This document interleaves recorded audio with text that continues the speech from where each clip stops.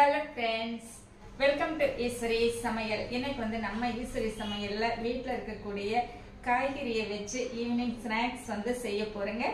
இது ஸ்நாக்ஸ் மட்டும் இல்லாம லஞ்ச் பாக்ஸ்க்கு வந்து குழந்தைகளுக்கும் கொடுத்து விடலாங்க. அவங்களுக்கு ரொம்ப பிடிக்கும். நல்ல ஒரு டேஸ்டாவும் இருக்குங்க. இப்போ இந்த ரெசிபி எப்படி செய்யலாம்னு பார்க்கலாம் வாங்க. வெஜிடபிள்ஸ் சேர்த்து நம்ம இன்னைக்கு ஒரு ஈவினிங் ஸ்நாக்ஸ் வந்து ரெடி பண்ண போறோங்க. அதுக்கு ஃபர்ஸ்ட் வந்து 1 கப் கோதுமை மாவு சேர்த்திக்கலாம். 1/2 கப் மைதா மாவு சேர்த்திக்கலாங்க. மொத்தம் வந்து 1/2 கப் சேர்த்திருக்கோம். ஒரு 2 ஸ்பூன் தயிர் சேர்த்திக்கலாம். 1/2 ஸ்பூன் உப்பு, 1 ஸ்பூன் எண்ணெய் சேர்த்திக்கலாம். கொஞ்சம் மஞ்சத்தூள் சேர்த்திக்கலாங்க. இது வந்து ஒரு கலர் நல்லா இருக்கும், அதுக்காக மஞ்சத்தூள் சேர்த்திக்கலாம். ஃபர்ஸ்ட் வந்து இது மட்டும் நல்லா மிக்ஸ் பண்ணி விட்டுக்கலாங்க.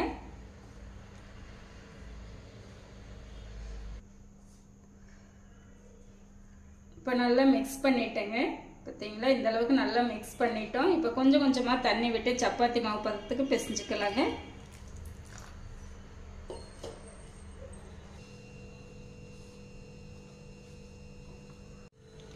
இப்போ பார்த்தீங்க அப்படின்னா மாவு வந்து நல்லா பிசைஞ்சு எடுத்துட்டேங்க. இது வந்து ஒரு 20 நிமிஷம் இருக்கட்டுங்க. அதுக்குள்ளே நம்ம வெஜிடபிள்ஸ் எல்லாமே ரெடி பண்ணிக்கலாங்க. வெஜிடபிள்ஸ் வந்து வதக்கி எடுத்துக்கலாங்க. 1 ஸ்பூன் பட்டர் சேர்த்திக்கலாம்.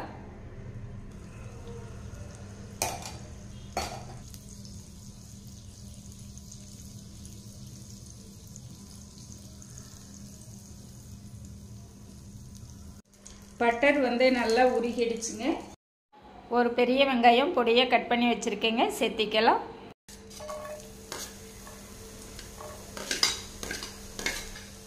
நம்ம சேர்த்தக்கூடிய வெஜிடபிள்ஸ் எல்லாமே நல்லா பொடியை இந்த அளவுக்கு கட் பண்ணி வச்சுட்டேங்க. இப்போ இதெல்லாமே 1 பை 1 சேர்த்திக்கலாங்க.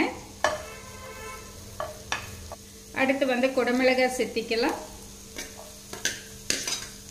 அடுத்து வந்து பீன்ஸு சேர்த்திக்கலாம். கேரட் சேர்த்திக்கலாம். கார்ன் வந்து ஒரு 2 ஸ்பூன் அளவு எடுத்திருக்கேங்க, இதுவும் சேர்த்திக்கலாம்.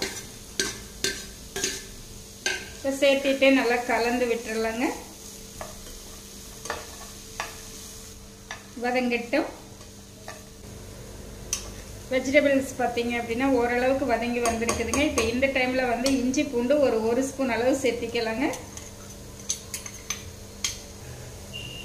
ஒரு அரை தக்காளி வந்து கட் பண்ணி வச்சுருக்கேங்க. அது உள்ளே இருந்த விதையெல்லாம் எடுத்துட்டேங்க. எடுத்துட்டு கட் பண்ணி வச்சுருக்கேன், இதுவும் சேர்த்திக்கலாம். இப்போ ஒரு 1/2 ஸ்பூன் உப்பு சேர்த்திக்கலாங்க. இந்த வெஜிடபிள்ஸ்க்கு மட்டும் இந்த உப்பு சேர்த்திக்கலாங்க. 1/4 ஸ்பூன் மஞ்சத்தூள் சேர்த்திக்கலாம்.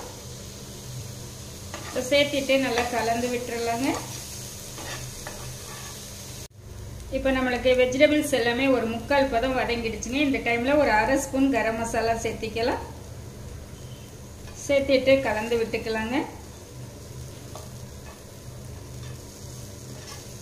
நம்ம காரத்துக்கு பார்த்தீங்க அப்படின்னா எதுவுமே சேர்த்தலைங்க, நம்ம கரம் மசாலா மட்டும்தான் சேர்த்திருக்கோம். இப்போ வந்து ஒரு 1/2 ஸ்பூன் பெப்பர் சேர்த்திக்கலாங்க. நீங்கள் பெப்பர் வந்து லாஸ்ட்டாக சேர்த்துனா போதும். பெரியவங்களுக்கு இருந்தால் நீங்கள் தேவைப்பட்டால் கொஞ்சம் மிளகாத்தூள் சேர்த்திக்கலாம். அப்படியே கொஞ்சம் மல்லி இலைகள் சேர்த்திக்கலாங்க. சேர்த்திட்டு கலந்து விட்டுக்கலாங்க. அவ்வளோதாங்க. வந்து நம்மளுக்கு ஸ்டஃபிங்க்கு தேவையான வெஜிடபிள்ஸ் வந்து ரெடி ஆயிடுச்சுங்க. இப்போ எடுத்து வச்சிடலாம். இப்போ நம்ம சப்பாத்தி மாவு வந்து சின்ன சின்ன உருண்டைகளை உருட்டி எடுத்துக்கலாங்க. கரெக்டாக 20 நிமிஷம் ஆயிடுச்சுங்க. இந்த மாதிரி எல்லாமே உருட்டி வச்சுக்கலாங்க.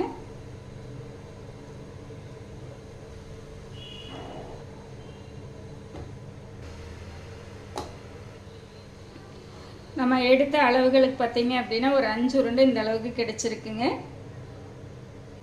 நம்ம சப்பாத்தி கல்லில் கொஞ்சம் மாவு வந்து இந்த மாதிரி அப்ளை பண்ணி விட்டுக்கலாங்க.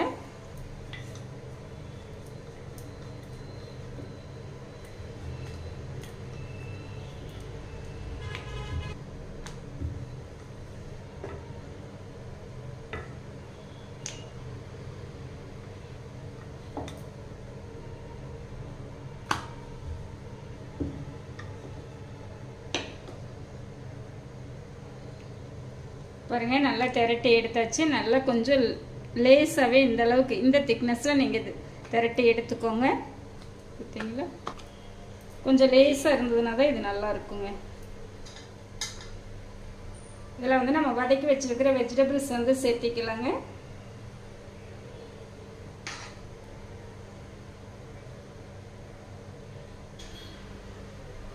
சேர்த்துட்டு நம்ம அப்படியே மடிச்சுக்கலாங்க.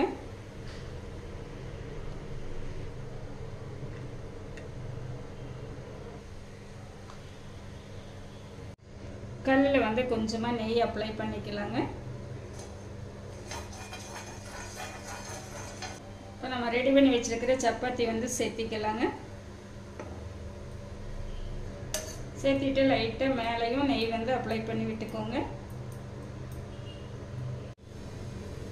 இப்போ வந்து நம்ம திருப்பி போட்டுக்கலாங்க.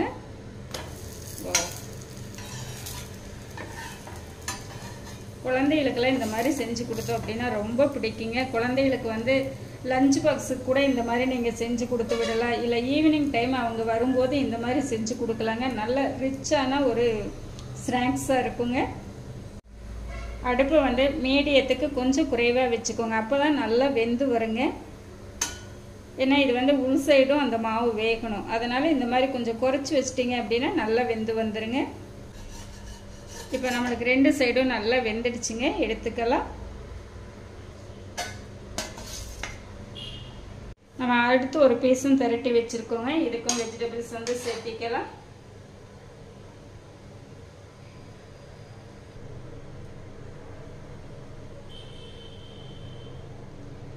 அவ்வளோதாங்க. இந்த மாதிரி நீங்கள் மடித்து விட்டுட்டு இந்த ஓரங்கள் மட்டும் இந்த மாதிரி ப்ரெஸ் பண்ணி விட்டுருங்க.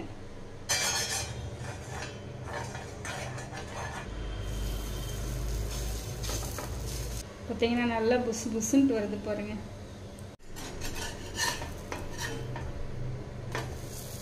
திருப்பி போட்டு இப்போ பாருங்கள் நம்மளுக்கு ரெண்டு சைடுமே நல்லா வெந்துருச்சு.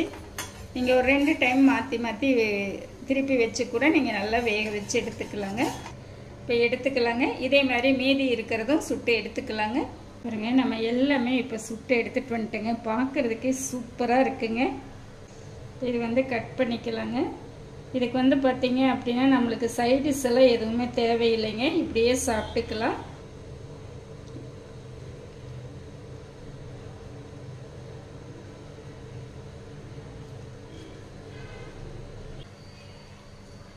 பார்த்தீங்களா, உள்ள எல்லாமே நல்லா வெந்திருக்குங்க.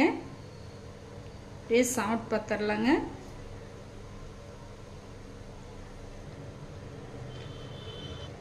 ரொம்பவே சூப்பராக இருக்குதுங்க. நம்ம வந்து பட்டர் சேர்த்து செஞ்சதுனால அந்த டேஸ்ட்டுங்க. ரெண்டாவது வந்து பார்த்தீங்கன்னா மாவுக்கு வந்து நம்ம தயிர் சேர்த்து பிசைஞ்சதுனால நல்லா சாஃப்டாக இருக்குதுங்க. இது மதிய நேரத்துக்கும் வந்து நம்மளுக்கு நல்லா காஞ்சி போகாதுங்க. அப்படியே நல்லா சாஃப்டாக நல்லா இருக்குங்க. இந்த மாதிரி நீங்கள் குழந்தைகளுக்கெல்லாம் லஞ்ச் பாக்ஸுக்கு செஞ்சு கொடுத்தீங்க அப்படின்னா அவங்களுக்கு ரொம்ப பிடிக்குங்க. ரொம்ப விரும்பி சாப்பிடுவாங்க. இந்த மாதிரி நீங்களும் ட்ரை பண்ணி பாருங்க. நான் செஞ்ச இந்த ரெசிபி வந்து உங்களுக்கு ரொம்பவே பிடிச்சிருக்கும்னு நினைக்கிறேன். இந்த மெத்தட்ல நீங்களும் செஞ்சு பார்த்துட்டு எப்படி இருக்குன்ட்டு கமெண்ட் பண்ணுங்க. பிடிச்சிருந்தா லைக் பண்ணி ஷேர் பண்ணுங்க. நம்ம ஈஸ்வரி சமையலை சப்ஸ்கிரைப் பண்ணி வச்சுக்கோங்க. அப்பதான் நான் போடுற வீடியோஸ் உங்களுக்கு உடனுக்குடன் நோட்டிபிகேஷன் வருங்க. என்னுடைய மற்ற வீடியோஸ் எல்லாமே ஒரு டைம் விசிட் பண்ணி பாருங்க. தேங்க்ஸ் ஃபார் வாட்சிங்.